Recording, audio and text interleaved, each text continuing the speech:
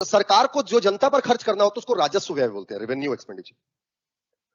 और जो जनता से पाया उसको राजस्व आय बोलते हैं। अगर राजस्व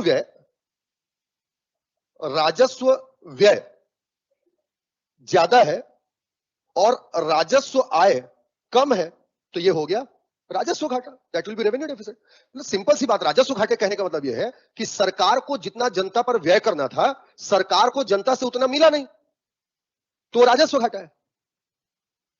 तो टोटल बजट में कितना घाटा होगा सरकार को? तो सरकार को यहां से मिल गया, मान लो यहां से मिला सरकार को राजस्व घाटा, मिला ना।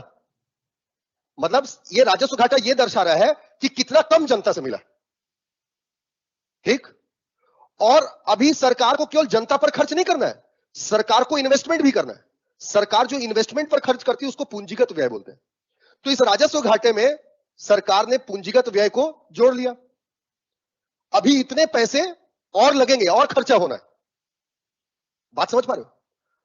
और सरकार ने उधारी मांगा, सरकार जो उधार से प्राप्त करती है उसको पूंजीगत आय बोलते हैं। तो सरकार को जितने खर्च और करने हैं और खर्च करने के लिए जितना उधार मिल गया, मान लो अभी 200 रुपया और खर्च करना है, उधार मांगने की सरकार 80 रुपया उधार मिला है, तो अभी भी घाटा कितने का हो रहा है? 180 कितना मिला, 80 रुपया बोला ना, 120 रुपया घाटा हुआ। वो टोटल बजट में वो घाटा हुआ, उसको बोलते हैं बजटीय घाटा। समझ मेरी बात को?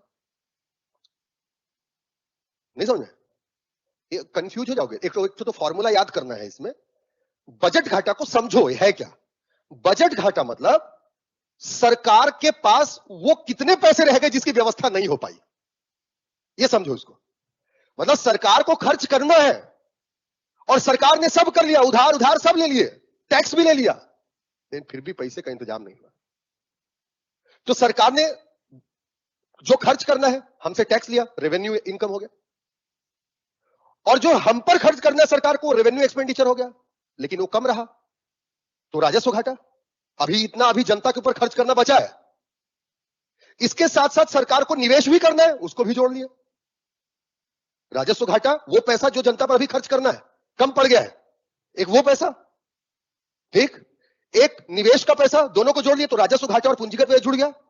अब इसको पूरा करने के लिए उधार मांगने गए, पूंजीगत आय। और उधार लेने के बाद भी जो पैसा नहीं हो पाया, जिसका इंतजाम ही नहीं हो पाया, वो बजट घाटा है। समझ गए? तो इसीलिए बजट घाटा निकाला जाता है राजस्व घाटा में पूंजीगत व्यय को जोड़ करके और सब में से आय को माइनस कर। अभी समझे कि नहीं समझे?